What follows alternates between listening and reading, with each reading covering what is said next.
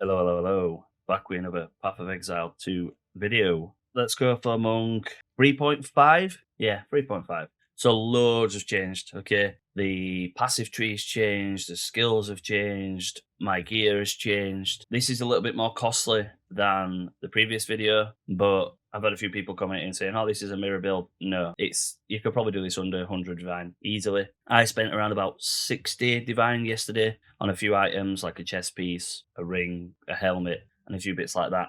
You can get cheaper options, which I will explain in the video. So you can make this a bit more of a budget build, but I had a bit of the currency, so I was like, oh, I might as well try get some better gear when I can. So resistances, we're pretty much at full for everything except chaos. I can get chaos at full resistance with a different helmet, but I lose a little bit of the evasion and my energy shield. So I'm going to see which one I want to use. I'll explain why I'm not taking Chaos Inoculation and why you should take Chaos Inoculation if you don't have this item. Okay, so we've got Life 1,350, Energy Shield 6,402, Evasion is 62%, so it's 15,000 evasion, and then down here, Movement Speed is 30%, 29%. Okay, so let's go into the skills. Firstly, we have the Skeletal Warrior. Remember, the Skeletal Warrior is on Weapon Set 2. You get this when you get a Scepter. So we've got Tempest Flurry. We've got it with Practice Combo for more combo build-up. Rapid Attacks 2 for more attack speed. Rage Free to gain rage and have more attack speed.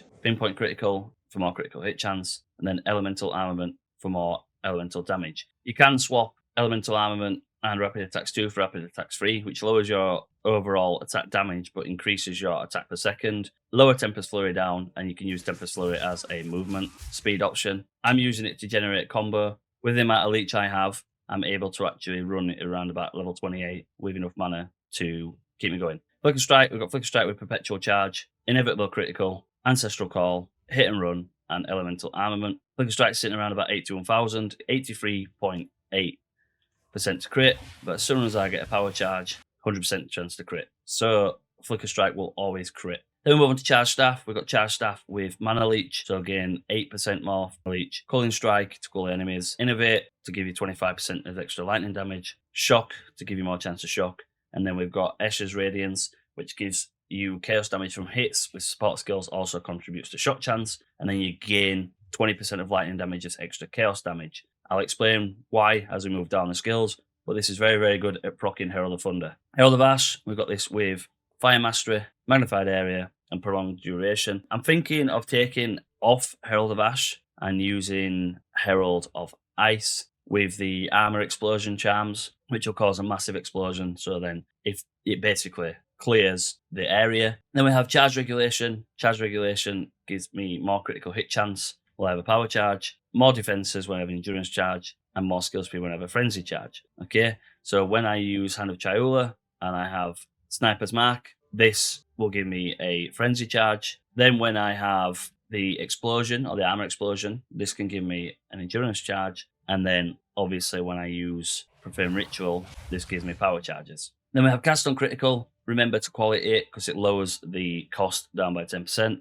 With Profane Ritual, Boundless Energy 2 with 45% increased energy. Rapid Casting 2 for more cast speed. Charge Profusion to gain an additional charge and gain a random charge. And then Overabundance, which has 1 to limit, and then again lowers the skill duration. In Ritual, we have that with Rapid Casting, Overabundance, Unleash, which gives you the 2 down at the bottom, Charge Profusion, again with charges and a random charge, and then Compressed Duration to lower the skill duration as well. So as you can see, Ritual duration is 0.78 seconds. Then we have Hand of Chayula with Sniper's Mark, Culmination, Charge Profusion, Despair, for Curse Magnitudes, and then the Chaos Resistance, and Aelif's Chime to gain a power charge when you're expending a combo. So when you get this up, get really up, like I say, with Tempest Flurry, you can get this up to like 20, 30 charges in the 20, 30 combo, in matter of seconds. Use that, you'll get all your power charges back. Herald of Thunder, we've got it with Ambush, Magnified Area, Elemental Armament, Freeze, and we're trying this one. It is Mercy. So supporter skills cannot kill enemies with hits. We just want them to shock the enemy, okay? And then we want Herald of Ash to do the overkill damage or your weapon to do the damage. Once I change to Herald of Ice, and I'll try this and see how it works, this should shock, which should then cause Herald of Ice to do its massive explosions, which then should cause Herald of Thunder to shock. I'm going to see if it works, and I will trial it. And if it does work, I'll leave a comment in the comment section. If it doesn't work, I'll leave a comment in the comment section. Okay, so look for the pinned comment of whether it works or not. And then Mantra Destruction, which is basically a combo, so it gives you extra attack damage. I've got this with Prolonged Duration, Profanity, Delayed Gratification, which gives you the skills to additional time, and then Chaos Mastery, which gives me 1 to Chaos skills. Right, let's go on to the gear. So we've got Quarterstaff with 4.98 critical hit chance, 53 to 93 physical damage, 103 to 168 fire, 6 to all attack skills, and then when you gain Onslaught gives you 20% skill speed and 10% increased movement speed. And then we've got the last bit, 107% increased physical damage. Then we've got a helmet. This is the third one I bought. +1 to power charges, lightning and chaos resistance. And they've got a bit of intelligence as well. 458 energy shield. Remember, I am running Subterfuge Mask. We've got a new amulet. We've got it with Patient Barrier. So we do lose a bit of attack damage, but we keep his energy shield quite high. I could probably remove this and still sit at around about, I think it's about 5,500, 5,700 energy shield. But we got it with increased evasion, +3 to melee skills, critical hit chance, critical damage bonus, global defenses, and more energy shield. Then we have an unset ring with cold and lightning flat damage, increased cold damage, 5 to elemental resistances, 54% increased mana regeneration, and then leech is 5.5% physical damage. And I've just made 200 exalted. Right, so we've moved after we were being bullied. Then we've got another unset ring with 14 to 27 physical damage to attacks, 15 to 26, and then 28 to 38 cold and fire. All elemental resistances, fire resistance, and cold resistance. Okay, so quite a lot of my resistances come off the rings. Then we've got a triple resist jacket. This cost me 40 divine. It's the most expensive item on here that I've paid for. We've got 1,494 evasion and 563 energy shield. You can get this cheaper. You could probably get one around about 1,200 evasion. And then if you get one with the spirit reservation of skills, I do have one in my stash. Where is it? On my helmets. There. 7% increased spirit reservation of efficiency of skills. If you get that with around about 10, 12%, that should roughly give you around about 240 spirit worth of evasion and energy shield. But you'll have obviously 200 less evasion and like 100 less energy shield overall. Okay. But that is the cheaper option because you can pick one up for around about 10 divine. As soon as you start going over that 1,400 evasion bracket, that's when it becomes ridiculous. Then we have boots. These are the boots that I had in the last video as well, with triple resist and movement speed. And then we have the fine belt, which gives me life recovery from flasks, also applies to energy shield. We got the melting maelstrom mana flask, but this is very good. It's not as good as it used to be, and hence the price. I think I picked this up for like 40 exalted.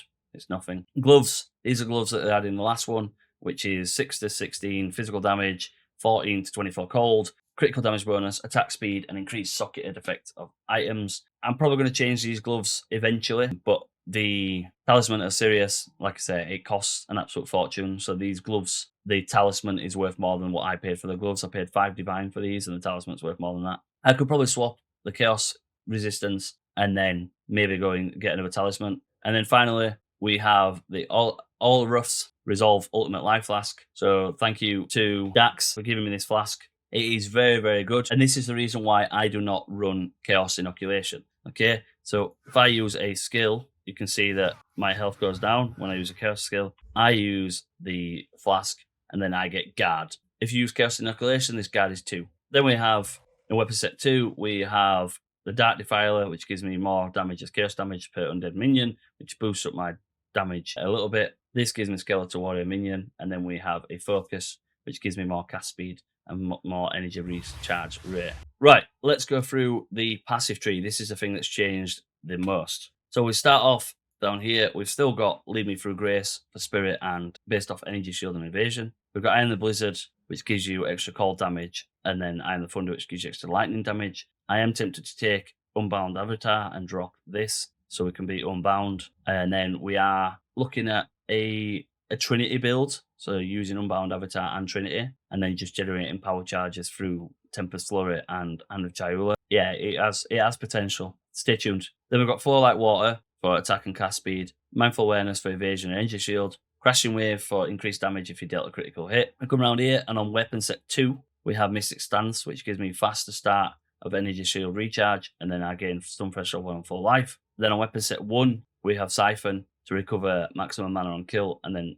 25% increase amount of mana leached. On both sets, we have Lust for Power, which gives me 10% chance to gain a power charge to gain an additional one, and +1 to power charges. Then we swap back to weapon set 1, and we have Agile Succession for more attack speed and evasion if I have hit an enemy recently. And then on both ones, so on the normal one, we have Subterfuge Mask, which gives me +2 evasion rating per 1 energy shield on your helmet. Then we'll come up here, and we have Immaterial, which gives me 50% evasion rating if energy shield recharge is started, and then 30% evasion rating if you have energy shield. Then we move up, and we have the Power Within, which gives me critical damage bonus if you gained a power charge recently, and +1 to power charges. Melding for 40% increase maximum energy shield, but it does reduce your mana, but my mana is still 751, and I have mana leech, so I'm alright. And then on weapon set 2, we branch down to here and get Rapid Recharge for faster start of recharge rate, Pure Energy for 30% increased maximum energy shield,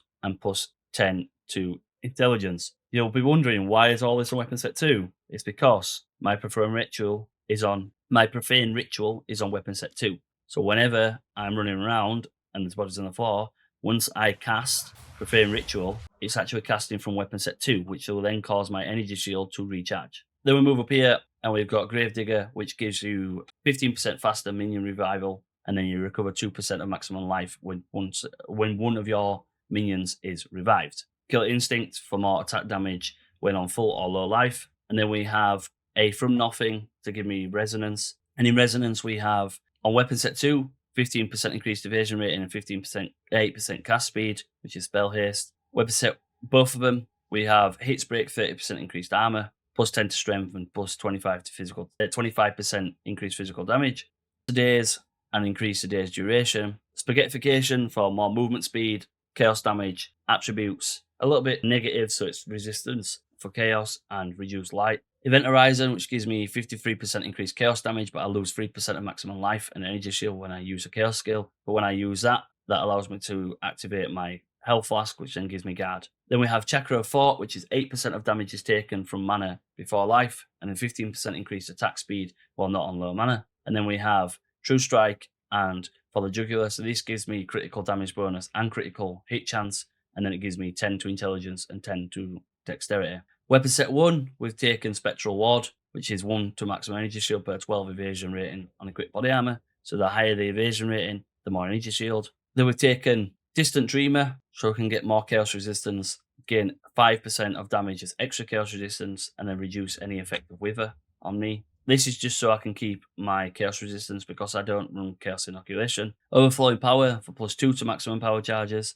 Pair that with my helmet, that is how I got 8. Weapon set 2, we have Quick Response, which gives me faster start of energy shield and faster start of energy shield when not on full life. And then we go up here and we take a Megalomaniac with Rapid Strike for more melee attack speed, Fabled Stag for more endurance, Frenzy, power charge duration, and then Burnout, which is ignites you, inflict deal 15% more, deal damage 15% faster. Come down, and then on weapon set 1, this is the big change. We've changed all the Quarterstaff skills to weapon set 1. There's no point in having them on both sets. So we've got One with a River, which gives you increased defenses, freeze build up, stun build up, and chance to daze. Whirling Assault for attack speed, and then you knock them back if you get critical hit. Martial Artistry for increased accuracy and critical damage bonus, and then increased dexterity. And then One with a Storm, which gives you Quarterstaff skills consume power charges, counting as consuming an additional power charge. And then we come down here. As you can see, I've pretty much spent most of my skills down in this corner. So we have Chakra of Rhythm, which gives me